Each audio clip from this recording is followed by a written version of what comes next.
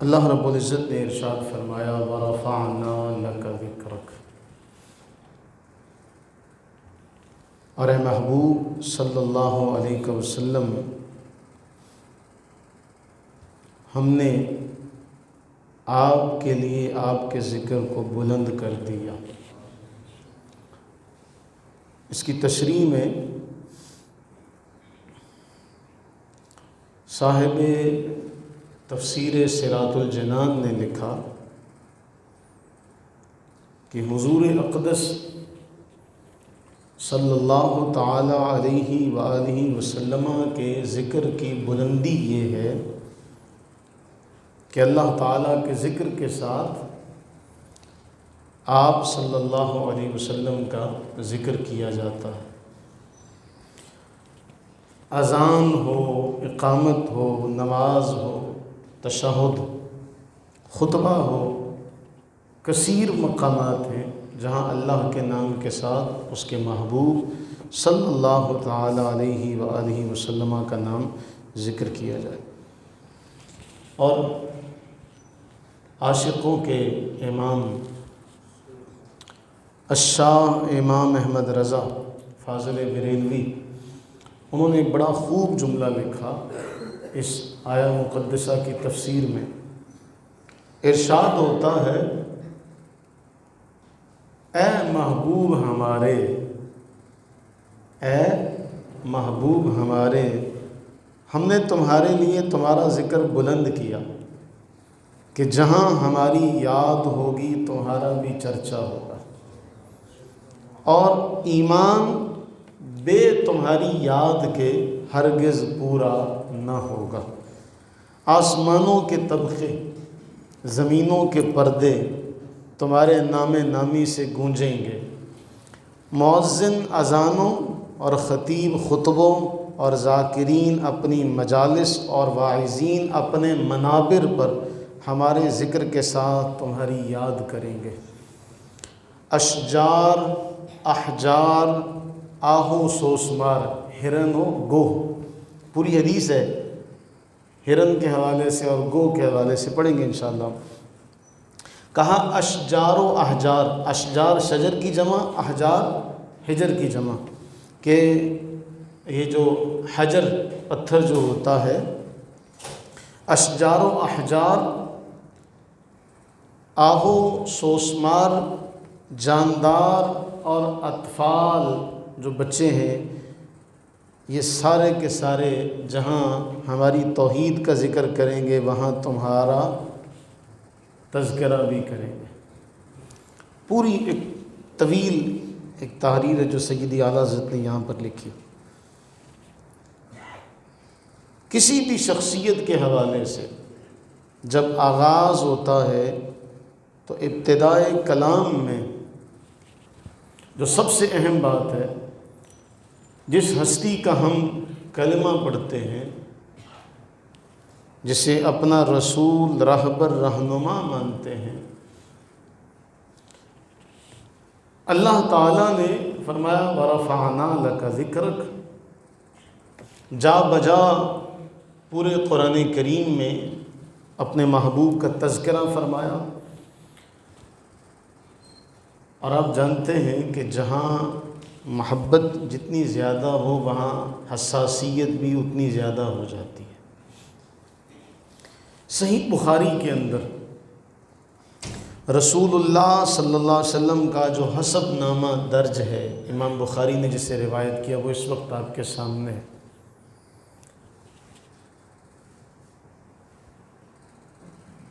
محمد بن عبداللہ بن عبد المطلب بن ہاشم بن عبد مناف بن قصی بن club بن مرہ بن کعب بن لؤی بن غالب بن فہر بن مالک بن نضر بن کنانہ بن خزیمہ بن مدرکہ بن الیاس بن مضر بن نزار بن معد بن عدنان۔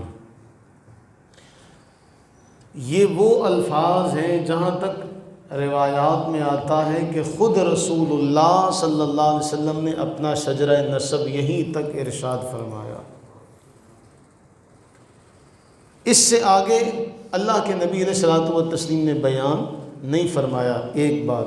دوسری بات، اصحاب سیر جو سیرت لکھنے والے بڑی بڑی بزرگ ہستیاں ہیں، وہ یہ بیان کرتے ہیں کہ حضرت عدنان، اس میں کوئی شک شبہ نہیں کہ ابراہیم علیہ السلام کی اولاد میں سے ہیں۔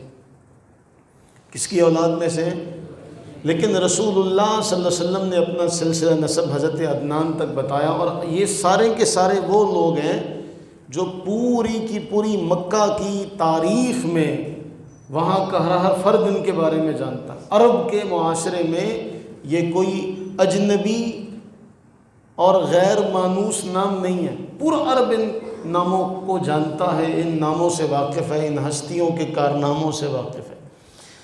اب ایک بڑا احتیاط کا دامن کہ جہاں تک رسول اللہ صلی اللہ علیہ وسلم نے بیان فرمایا اس سے آگے ہمیں بیان کرنا چاہیے یا نہیں چاہیے۔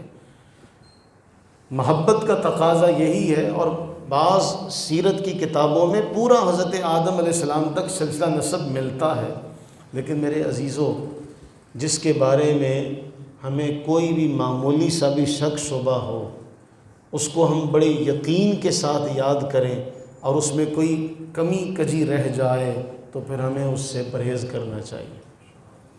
عدنان، اور یہ میں گزشتہ کئی سالوں سے یہ بات کر رہا ہوں، اور میں اس پر ایک ایک جو ان کے اللہ کے نبی علیہ السلام کے آباء و اجداد میں سے ایک ایک فرد ہے، اس کے اوپر باقاعدہ ہم تفصیلی نشست گزر چکی ہے، بیان کر چکے ہیں، ان سب کے حوالے سے تفصیلی بیان کر چکے ہیں کہ یہ کون ہستیاں تھیں، ان کی زندگی کیسے گزری، بڑا تفصیلی بیان ہے جو میں کر چکا ہوں۔ کوشش کروں گا کہ دوبارہ اس کو ذکر کیا جا سکے تاکہ یاد رہ جائے ہمیں۔ لیکن عدنان تک اللہ کے نبی علیہ السلام نے اپنا سلسلہ نسب بیان کی، اس سے آگے بیان نہیں فرمایا۔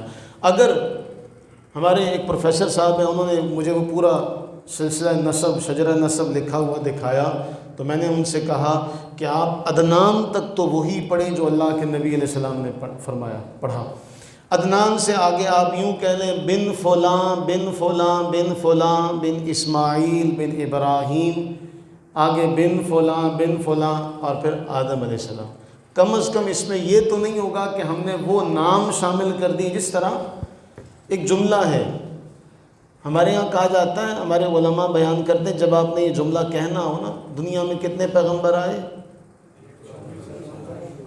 ہاں، یہ آخری جملہ بڑا اہم ہے، 1,24,000 کم و بیش۔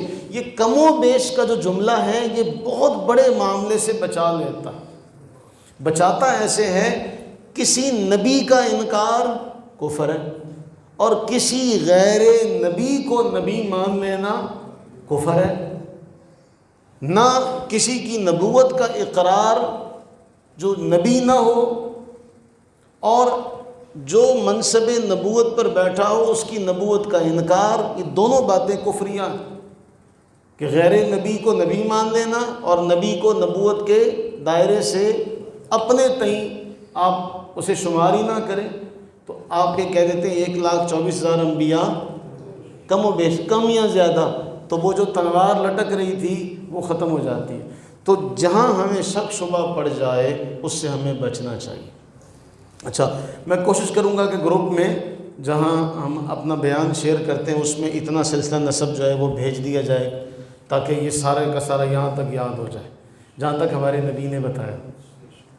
قرآن پاک کے بعد سب سے صحیح ترین کتاب میں جتنا آیا ہمیں اتنا یاد ہونا چاہیے۔ یاد کریں گے نا بھائی سارے، اس نیت کے ساتھ کہ یہ سلسلہ نسب اللہ کے نبی نے ارشاد فرمایا۔ پھر آگے چلتے ہیں۔ اس کے بعد حضرت واصلہ بن اسقع رضی اللہ تعالیٰ عنہ بیان کرتے ہیں، جامع ترمذی کی روایت ہے آپ کے سامنے، اللہ کے نبی صلی اللہ علیہ وسلم نے فرمایا۔ اب ہم آغاز کر رہے ہیں تعارفی کلمات، رسول اللہ علیہ السلام کا تعارف جو خود رسول اللہ علیہ السلام نے فرمایا، یا رسول اللہ علیہ السلام کا تعارف رسول اللہ کی زبانی۔ آپ نے ارشاد فرمایا ان اللہ اصطفیٰ من ولد ابراہیم اسماعیل، سب سے پہلے تو اللہ نے چنا ابراہیم علیہ السلام۔ ابراہیم علیہ السلام کی اولاد میں سے چنا اسماعیل علیہ السلام کو. فرمایا وَاصْطَفَىٰ مِنْ وَلَدِ اسماعیل بنی کنانہ، اور اسماعیل علیہ السلام کی اولاد میں سے بنو کنانہ کو چنا. کس کو چنا؟ بنو کنانہ کو. فرمایا وَاصْطَفَىٰ مِنْ بنی کنانۃ قریشًا، اور بنو کنانہ سے چنا قریش کو. کس کو چنا؟ قریش کو. وَاصْطَفَىٰ مِنْ قُرَيْشٍ بنی ہاشم، اور قریش سے منتخب کیا بنو ہاشم کو. اور فرمایا وَاصْطَفَانِي مِنْ بنی ہاشم، اور بنی ہاشم سے اللہ نے مجھے منتخب فرمایا. اور میں ایک جملہ کہا کرتا ہوں، یہاں سب میں لفظ ہے اصطفیٰ، یا یوں سمجھیں سب چنے ہوں میں سے ایک جو چنا اسے ہم کہتے ہیں مصطفیٰ صلی اللہ علی حبیبہ دائما ابدا. تو اللہ کے نبی سرور عالم صلی اللہ علیہ وسلم نے خود فرمایا کہ اللہ نے ابراہیم علیہ السلام کی اولاد سے اسماعیل کو چنا، اسماعیل سے کنانہ کو چنا، کنانہ سے قریش کو چنا، قریش سے بنی ہاشم کو چنا، اور بنو ہاشم سے مجھے چنا. جامع ترمذی کی روایت اور حدیث نمبر ہے 3605. جامع ترمذی کے بعد ایک اور روایت، اللہ کے نبی علیہ الصلوۃ والتسلیم نے فرمایا، عربی عبارت بھی آپ کے سامنے، ترجمہ بھی آپ کے سامنے. فرمایا خرجت من نکاح ولم اخرج من صفا من لدن آدم الی ان ولدنی ابی و امی ولم یصبنی من صفاح الجاہلیت شیء. آدم علیہ السلام سے لے کر میرے والد گرامی، میری والدہ ماجدہ سیدنا عبداللہ اور سیدہ آمنہ، ان تک میں نکاح کے ذریعے سے آیا ہوں. یہ چھوٹی سی بات نہیں ہے، چھوٹی سی بات نہیں. اللہ کے نبی علیہ السلام اپنا تعارف فرما رہے ہیں کہ میں آدم علیہ السلام سے لے کے میرے والد گرامی، میرے ابا اور میری اماں جان تک درمیان میں کوئی بھی گناہ سے، کسی کی ذات کی طرف بھی گناہ نہیں گیا. کوئی ذات ایسی نہیں ہے جو گناہ کی طرف گئی ہو. میں نکاح کے ذریعے سے آیا ہوں. اور یہی اس بات کی واضح دلیل ہے کہ آدم علیہ السلام سے لے کے حضرت سیدنا عبداللہ اور سیدہ آمنہ، اللہ تعالیٰ ان سب پر اپنی رحمتیں، برکتیں اور ان پر سلامتی نازل فرمائے. ان سب تک فرمایا میں نکاح کے ذریعے سے آیا ہوں، کوئی بھی بدکاری کا ان میں نہیں معاملہ ہوا. تو معلوم یہ ہوا کہ جب اللہ کے نبی علیہ السلام نے فرمایا کہ مجھے جاہلیت کی گندگی سے کوئی چیز نہیں پہنچی، صاحب ایمان ہیں، سارے صاحب ایمان ہیں، اللہ کو ماننے والے ہیں، اور اللہ نے ان کے ذریعے سے اپنے محبوب کریم علیہ السلام کو دنیا میں بھیجا. یعنی یوں سمجھیں ایک مصطفیٰ کریم صلی اللہ علیہ وسلم کو بھیجنے کے لیے اللہ نے سب کو چنا. سب چنے ہوں میں سے، یعنی مصطفیٰ کریم علیہ السلام کو بھیجنا تھا، اور پھر اس بھیجنے کے لیے سارے زمانے کے منتخب لوگ جو تھے ان کو منتخب کیا، اور ان منتخب کیے ہوئے لوگوں میں سے مصطفیٰ کریم علیہ الصلوۃ والتسلیم اس دنیا میں تشریف لائے. اور پھر آگے چلیں، صحیح بخاری میں حضرت ابو ہریرہ رضی اللہ تعالیٰ عنہ بیان کرتے ہیں، فرمایا بعثت من خیر قرون بنی آدم قرنا فقرنا حتی بعثت من القرن الذی کنت فی. میں، اب یہ جملہ بڑا اہم ہے، آدم علیہ السلام کی بہترین نسل سے، اولاد آدم میں سے، وہاں سے سلسلہ شروع ہوا چناؤ کا. آدم علیہ السلام کی اولاد سے چناؤ کا سلسلہ شروع ہوا. فرمایا میں نسب کے اعتبار سے نسل در نسل بہترین لوگوں میں سے ہوتا ہوا آیا. بنی آدم کی بہترین نسل سے، نسب کے اعتبار سے نسل در نسل چلتا ہوا آیا، یہاں تک کہ میں اس نسل یا زمانے میں پیدا ہوا جس میں میں اب ہوں. تو معلوم ہوا کہ آپ کے والد گرامی بھی اپنے زمانے میں، بولیے، آپ کی والدہ ماجدہ بھی اپنے زمانے میں، جتنے آپ کے آباء و اجداد ہیں، اس شک میں کبھی نہ پڑیے گا. آج ہمارے ہاں یہ شکوک و شبہات میں مبتلا کیا جاتا ہے کہ جی اس طرح کا معاملہ ہوا، اول تو اس میں اپنا دامن بچائیے گا، بھئی ہم سے یہ سوال نہیں کیا جائے گا۔ جو محتاط علماء، آج اعتراض ہوتا جی آپ کے والد گرامی اور آپ کی والدہ ماجدہ کے حوالے سے، خلاصہ کلام ان دونوں روایات کو سامنے رکھیں کہ میں ابتدا سے انتہا تک نکاح کے ذریعے سے آیا ہوں، سب کا نکاح ہوتا رہا، اور یہاں فرمایا نسب کے اعتبار سے نسل در نسل سب میں بہترین مشرک بہترین ہوتا۔ انما المشرکون نجس، قرآن فرمائے کہ مشرک پلید ہے، اللہ تعالیٰ فرمائے کہ مشرک پلید ہے، پھر اسی مشرک سے نبی کا نور منتقل ہو، حاشا و کلا، کیسی باتیں کی جاتی۔ اللہ تعالیٰ ہمیں ایمان کی سلامتی عطا فرمائے۔ فرمایا میں بنی آدم کی بہترین نسل سے، نسب کے اعتبار سے نسل در نسل چلتا ہوا آیا، یہاں تک کہ اس زمانے میں جس میں میں پیدا ہوا یا جس نسل میں میں پیدا ہوا، یہ زمانہ سب سے بہتر ہے۔ فرمانا خیر القرون قرنی، اسی ضمن میں کہا گیا نا کہ میرا زمانہ سب زمانوں میں بہتر زمانہ ہے۔ اور پھر ایک اور بڑی اہم بات اس حوالے سے، ایک مرتبہ ایسا ہوا کہ حضرت عباس بن عبد المطلب رضی اللہ تعالیٰ عنہ حضور اسلام کے پاس آئے۔ جاء العباس الى رسول اللہ صلی اللہ علیہ وسلم فکأنہ سمع شیئا، لوگ طرح طرح کی باتیں کر رہے تھے۔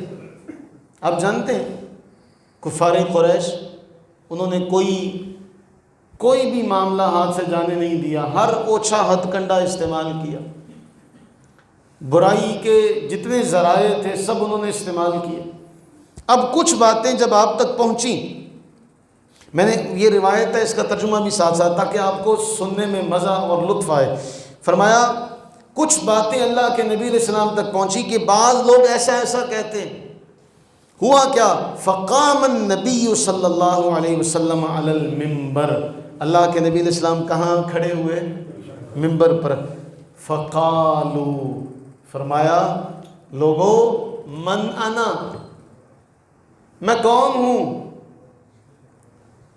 اللہ کے نبی نے صرف اپنی تعریف نہیں بیان کی، اپنے آباء و اجداد کا حسب نسب بیان کرنے کا مقصد یہ ہے کہ لوگوں کو بتایا جائے کہ یہ جو جن ہستیوں کے ذریعے سے میں دنیا میں آیا ہوں وہ بھی معمولی نہیں ہے۔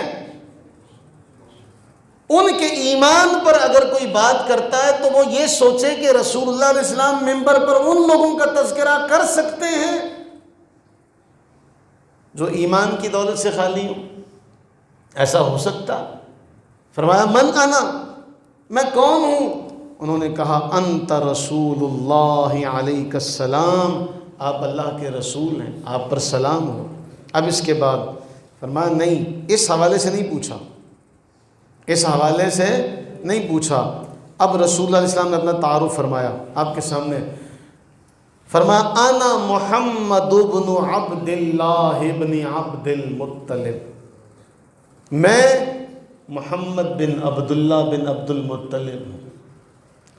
اللہ کا رسول تو ہوں، لیکن میرے نسب پر اعتراض کرنے والے سنیں کہ میں محمد عبداللہ کا بیٹا اور وہ عبد المطلب کے بیٹے ہیں۔ اس کے بعد فرمایا کہ ان اللہ خلق الخلق فجعلنی فی خیرہم فرقہ، ان اللہ تعالی خلق الخلق، جب اللہ نے مخلوق کو پیدا فرمایا، فجعلنی فی خیرہم فرقہ، مجھے سب سے بہترین مخلوق میں رکھا۔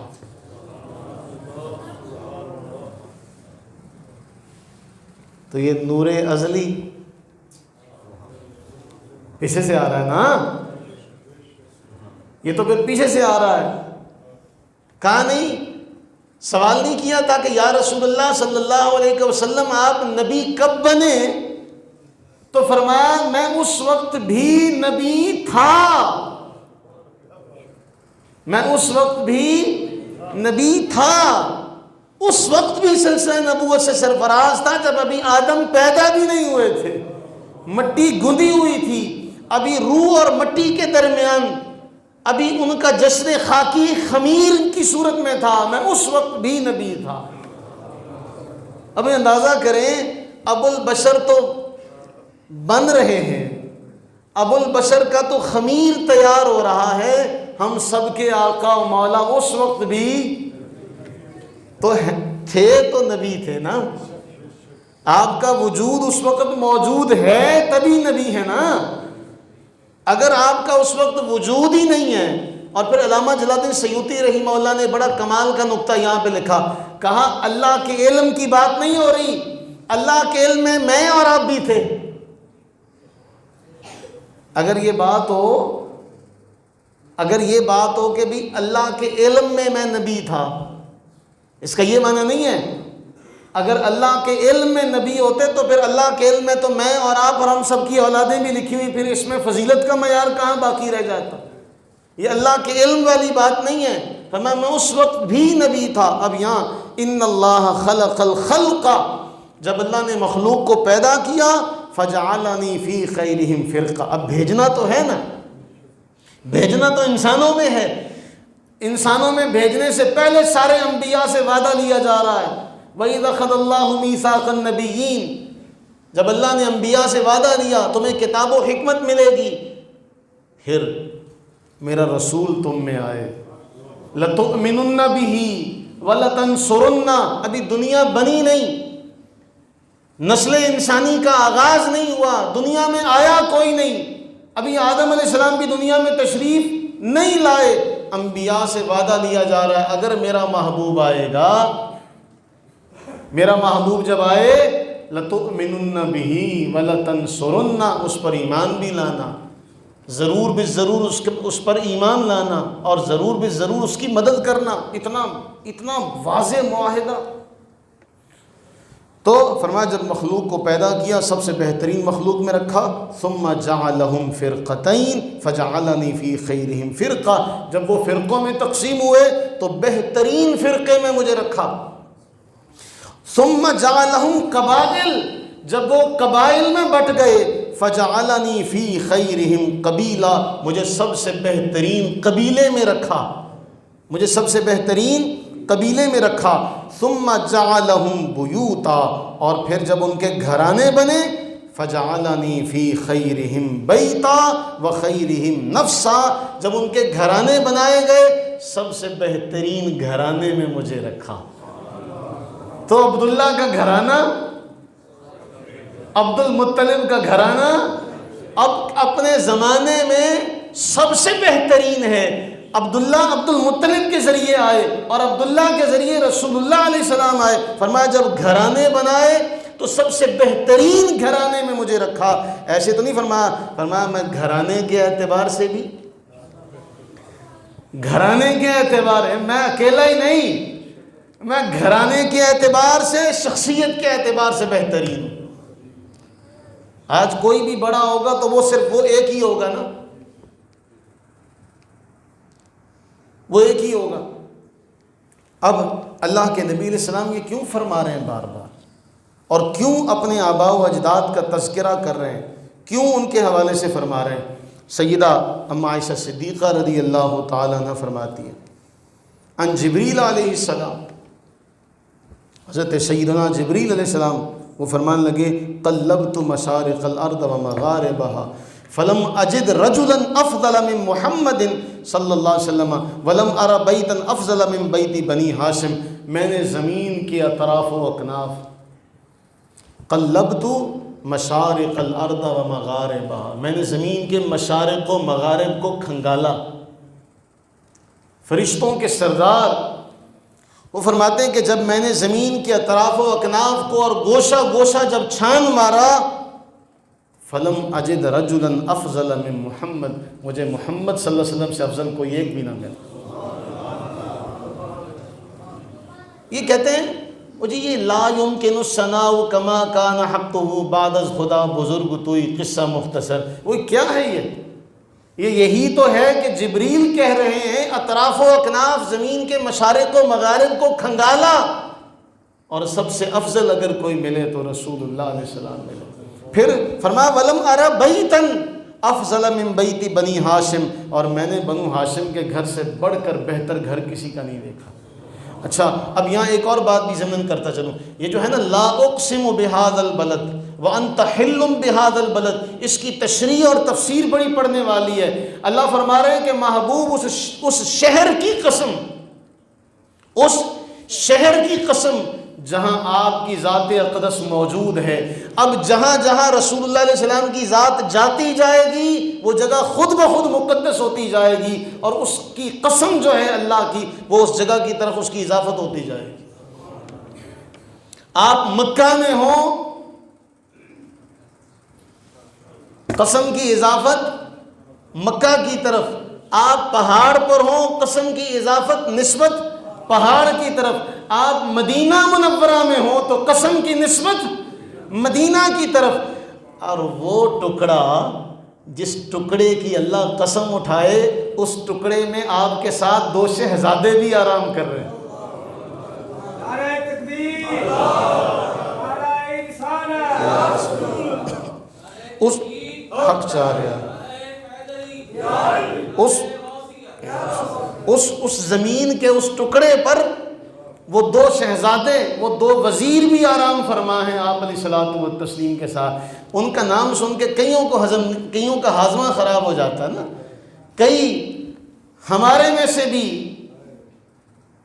رافضیت کی طرف چلے گئے، اور ہمارا ایک وہ صحابی پر اعتراض کرتا ہے۔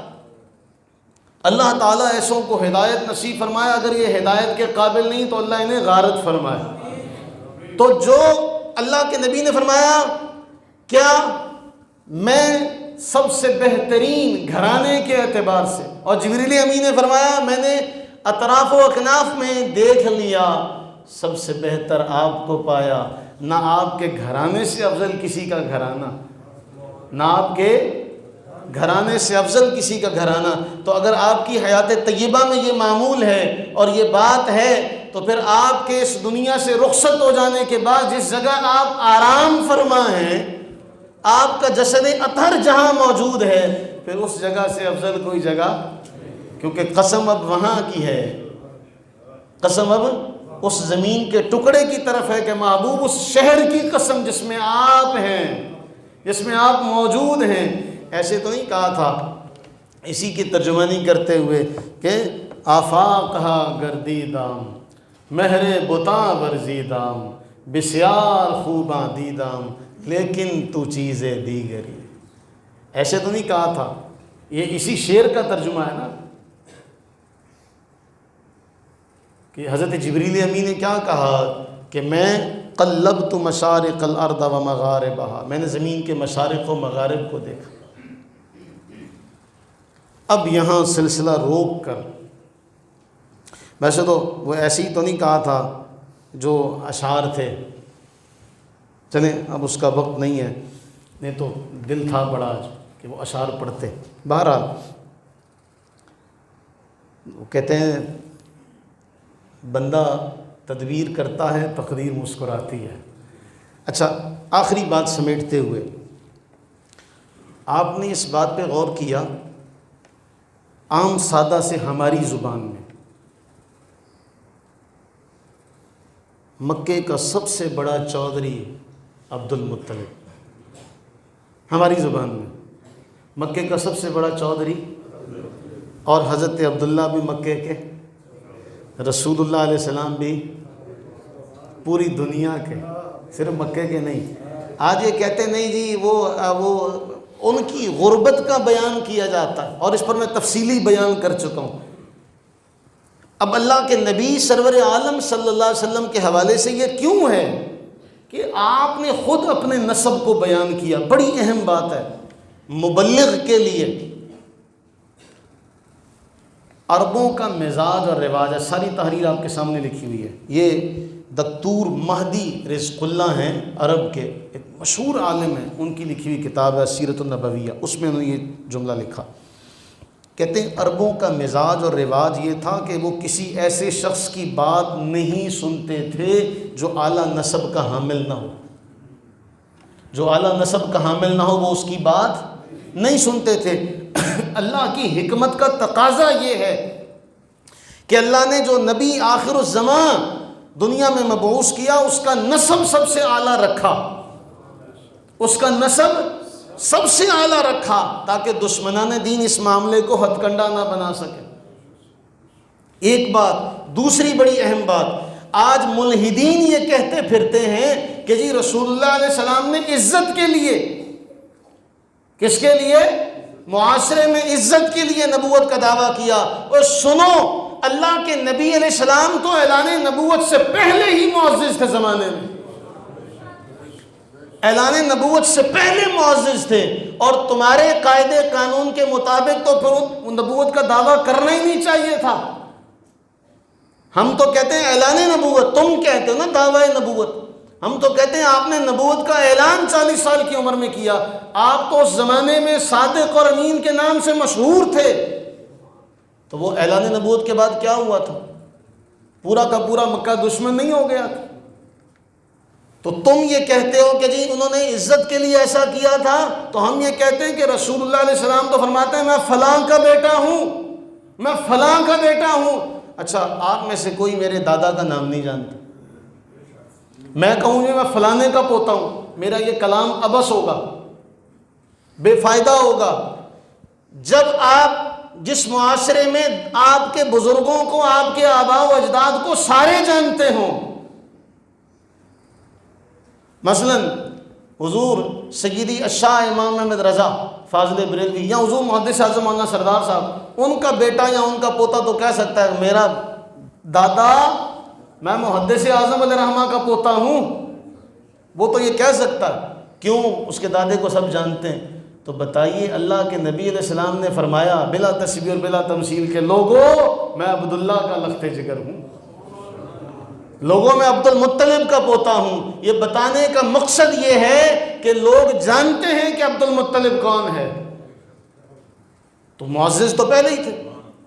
اور اعلیٰ نسب اس لیے دیکھیں، اگر آپ اعلیٰ نسب نہ ہوتے، ہمارے ہی علاقے کے ایک مسجد کی ایک مؤذن، ایک خطیب صاحب ہیں، ایک امام صاحب، ان کی ایک بات، انہوں نے نماز کروانے سے پہلے، کہیں دور کی بات نہیں کر رہا، اپنے علاقے کی بات کر رہا، انہوں نے جماعت کھڑی ہونے سے پہلے کہہ دیا کہ بھئی آپ اپنے ٹخنے جو ہیں وہ ننگے کر لیں، اپنا ازار جو ہے وہ اونچا کر لیں.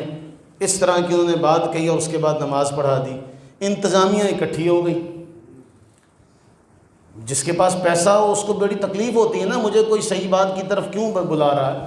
تو انہوں نے کہا ਅਸੀਂ ਲੋਕਾਂ ਨੂੰ ਇਕੱਠਿਆਂ ਕਰਕੇ ਲਿਆਉਂਦੇ, ਤੁਸੀਂ ਫਲਾਣੇ ਨੂੰ ਕਿਹਾ بھی اپنی شلوار ٹخنے تو اونچی کر لو. تم نے ایسی بات کیوں کہی؟ وہ ہمارے بندے ناراض ہو گئے، ہمارے بندے ناراض ہو گئے.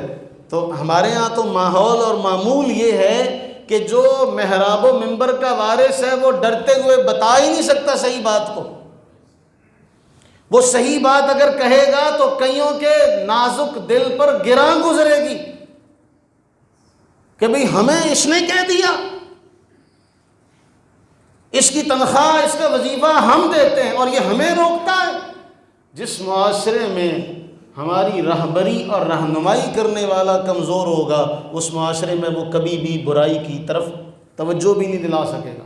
آپ کو یاد ہے، میں نے ایک عرصہ پہلے آپ کو بتایا، جس زمانے میں ہم پڑھا کرتے تھے، ہمارے استاد صاحب علامہ سلطان چشتی صاحب نے بتایا، اللہ تعالیٰ ان کی عمر میں، علم میں برکتیں عطا فرمائے. سرگودا روڈ پہ ایک فیکٹری تھی برف کی، میں نے آپ کو پہلے بھی سنایا ہے. اس کی مسجد میں امام صاحب نے دعا منگوا دی، یا اللہ بارش ڈال دے، یا اللہ بارش دے دے. اب بارشیں کچھ زیادہ ہونی شروع ہوئیں، موسم اچھا ہو گیا، وہ دی برف وکڑی بند ہو گئی. انہیں مولوی پہلے فارغ کیتا کہ تیرا کر کے میرا کام بند ہویا. جہاں ہم اپنا راہبر خود چنیں تو وہ ہمیں بتائے گا. اگر بلا تشبیہ اور بلا تمثیل اللہ تعالیٰ نے اس لیے مکے کے چودھریوں میں ان سے بڑا چودھری بھیجا کہ کوئی مکے کا چودھری اعتراض نہ کر سکے کہ ہماری برائیوں پر روکنے والا کوئی عام انسان ہے.